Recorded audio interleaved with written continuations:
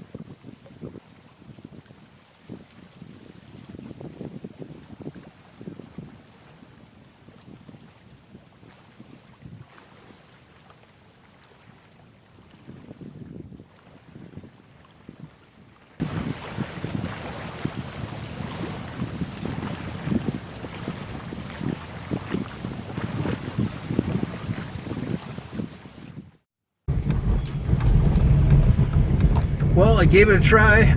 I was there at Titus County Freshwater Supply District number 1. And I was there for about 7 hours. Not super diligent fishing, but I probably did like 150-ish casts and only 2 strong bites, rotating from plastic worms to square billed crankbaits and a couple little Rapalas. And I really didn't see anybody catch anything. So I know the ideal times are early morning and night, evening time, but it's 7 o'clock now and I gotta head home and eat something, so hopefully I'm not missing the prime time in the next hour and a half. But either way, it was a beautiful day on the lake. Glad I did it. And I got a sense of what spots are the best, so anyway, so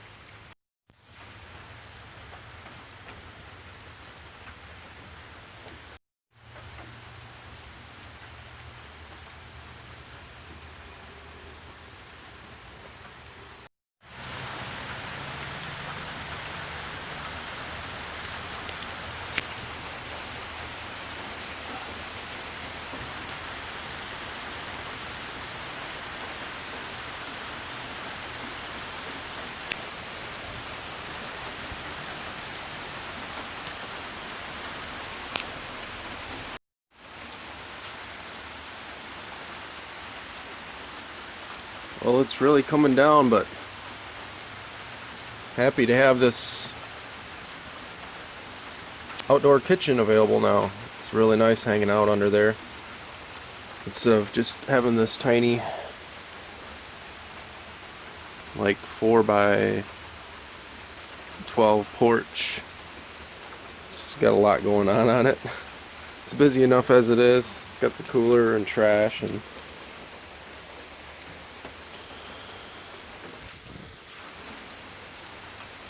So it's really nice to have that.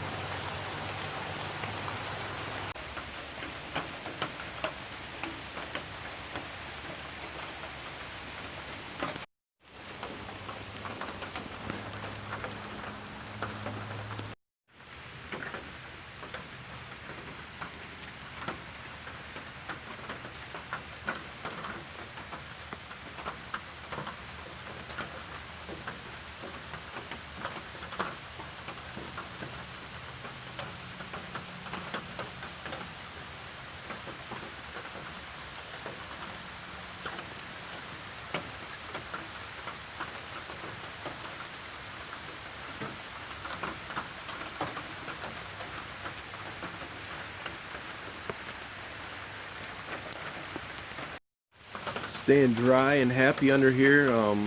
Still just nursing this pot of coffee. It's my last day. Mixed feelings about leaving, but I've got loved ones at home, and yeah, I've had a good 2 weeks here. Got a lot done. Feel accomplished. Learned a lot as always. And got improvements for next time already in mind, but really improved almost every facet of camp. We got a wood floor now, laminate wood floor. This outdoor kitchen, obviously. So we got a lot more room if it's raining out than just our little porch. Improved the water situation, both filtration and pump wise. The pump is now elevated and safer from burnout and flood. And what else?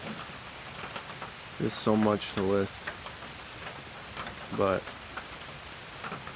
I'm just enjoying this last day here. I'll probably turn in earlier than normal. Try and leave around 4 a.m. So, got a few things to do today yet. Gotta put the memory cards back in the trail cams and scout a little bit for possible trees coming over the road that we could harvest next time if they're on their way out. Okay, let's do a final kind of camp walkthrough. Seeing that's my last day. It is rainy, but my phone can handle it. Here's the inside of the cabin. Actually, let me turn the power on first. There we go. So here's our power center, our inverter. There's 3 batteries. Not getting too much juice today, but still got a little coming in. Battery stuff.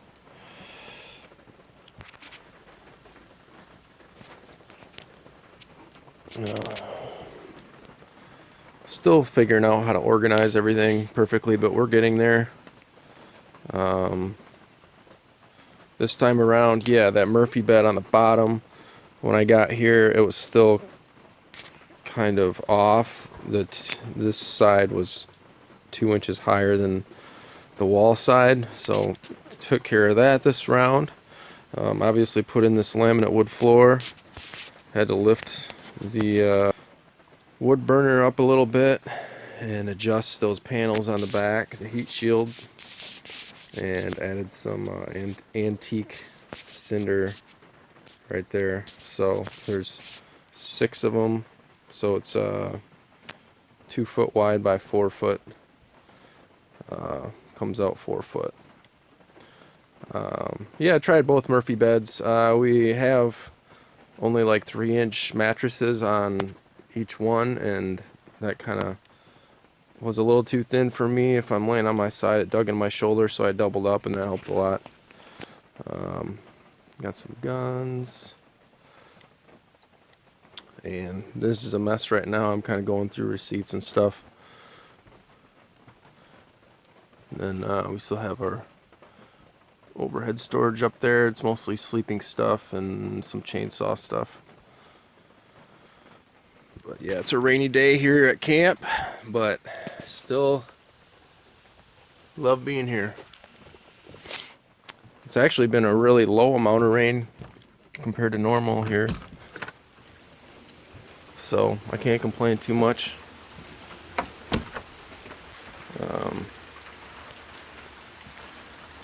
Yep, so we got, let's see, check out this side of the cabin. We got rose bush here. Oh, we got one that popped.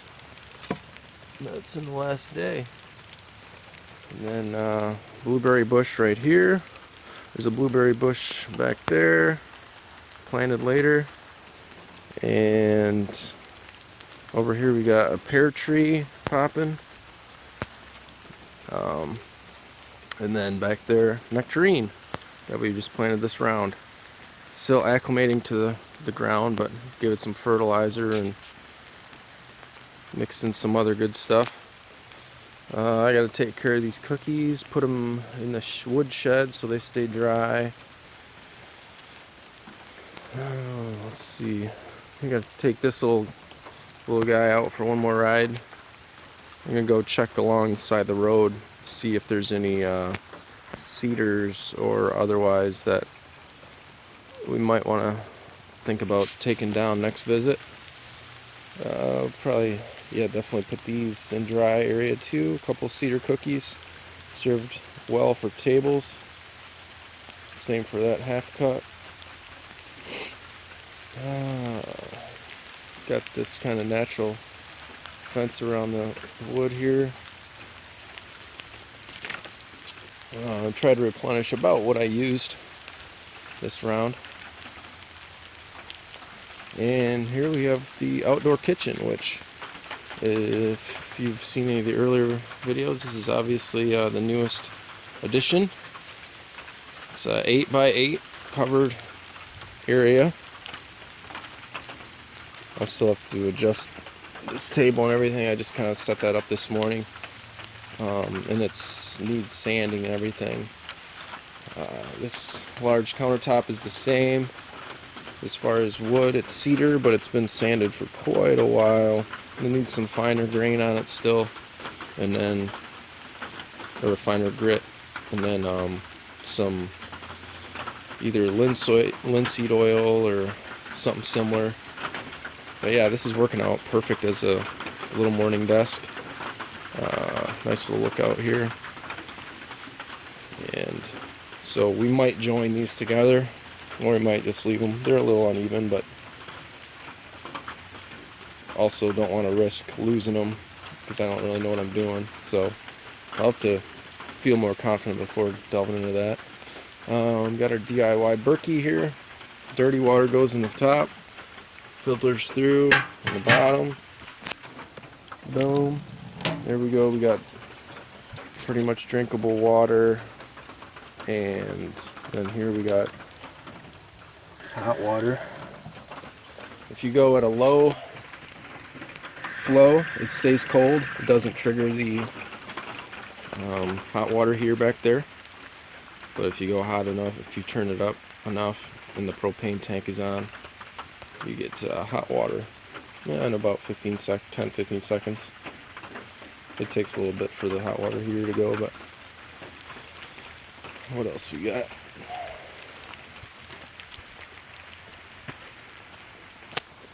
Took care of some chainsawing and splitting yesterday. Still trying to get a feel for how to move the wood in here and make sure we're using the oldest stuff. I'm thinking we kind of take big chunks and then fill in a whole new spot. So that's what I did here. This is all new. And we get at that, and then we fill up that back, and then we use this. Kind of just keep them rotating. So that's kind of the rough plan. You can tell just by looking at them which ones need to be burned to, which ones are older, so more seasoned. Then we got another natural little trail here going to the outhouse, and that is staying dry in there. It's not amazing, but it's not bad either. It's actually really nice amenity to have out here. We got some wood chips in here for putting on your after your use. You sprinkle on there, and that helps. Compost natural. We got some hand sanitizer. We got some disinfectant. We got a little light right here. Oh, maybe the batteries are dead. Or, oh, there we go. Anyway, solar lights are spread throughout the paths and the land as well.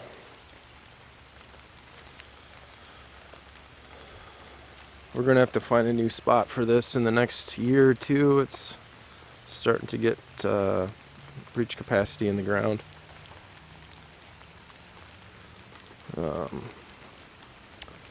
Got the storage type shed.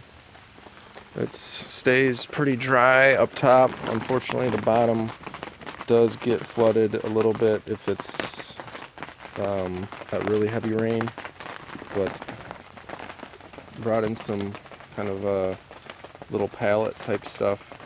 I don't know what material it is. It's like some kind of grating my dad got and brought in.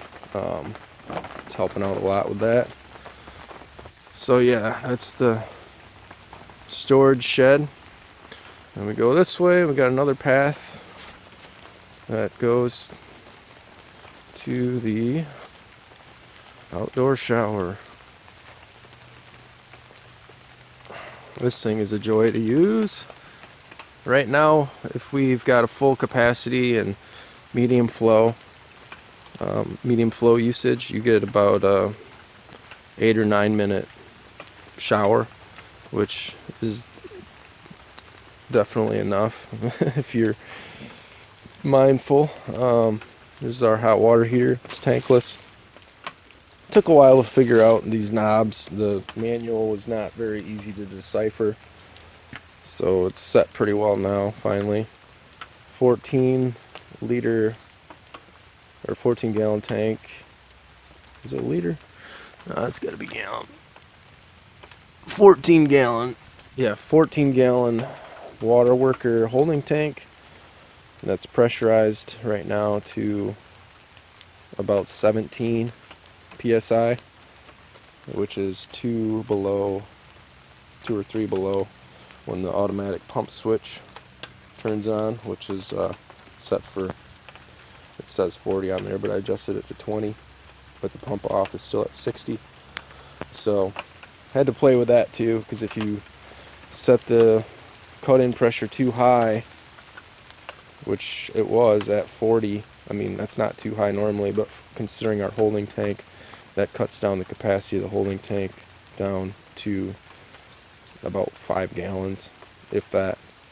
So I had to broaden that spectrum. And then we've got this is all new since last time. Got a shutoff valve there after our check valve, which is that water source thing right there. Check valve, manual shutoff, 50 micron filter, 30 micron filter. This goes to cold water sink. That's our pressure gauge, which is good to get a handle on.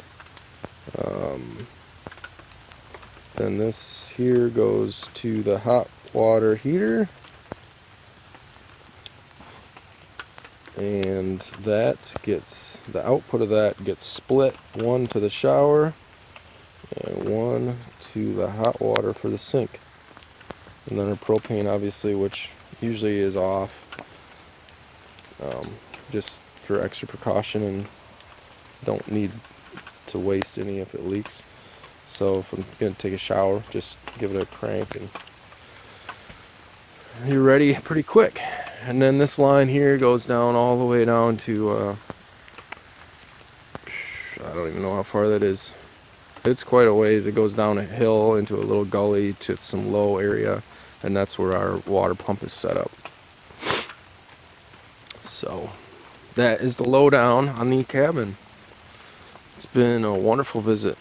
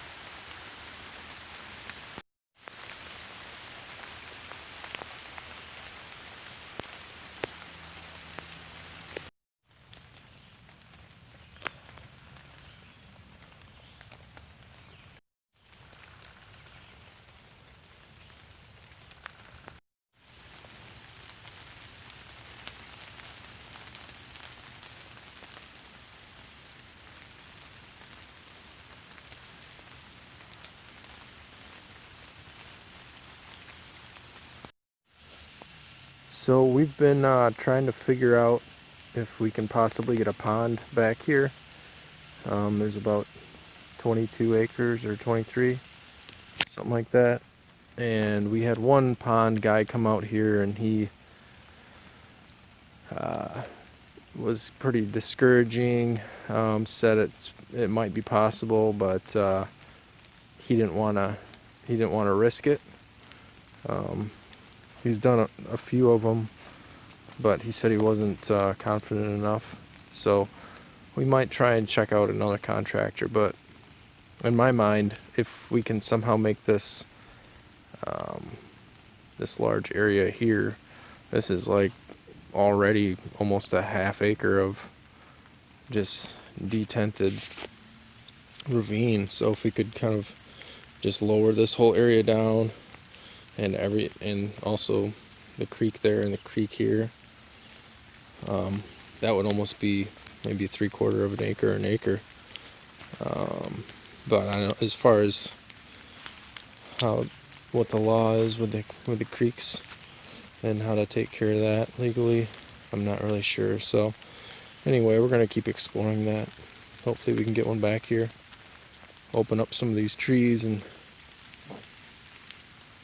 have a different different kind of vibe back here to hang out in. So I ventured out in this area in the last one of the previous episodes, but kind of crazy. It must be a dam or something, because the water is, there's just a big chunk of sand there, and then this deep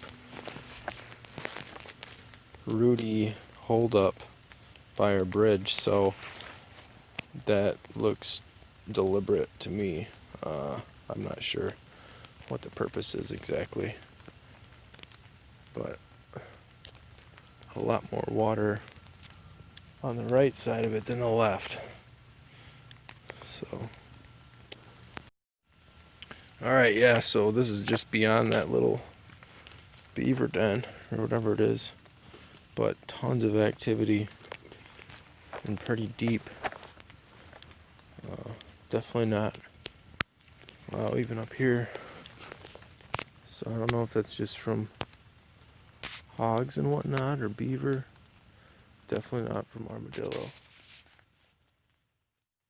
Last little bit hanging out. About to go to bed, but yeah, it's been an awesome time at camp. Everything is cleaned up, showered up, packed up.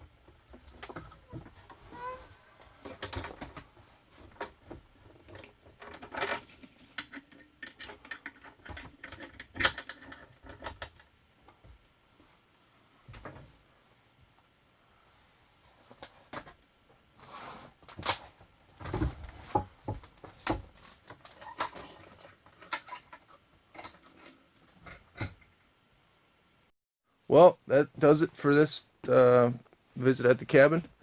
Um, Thanks again for watching. Got everything swept up, packed up.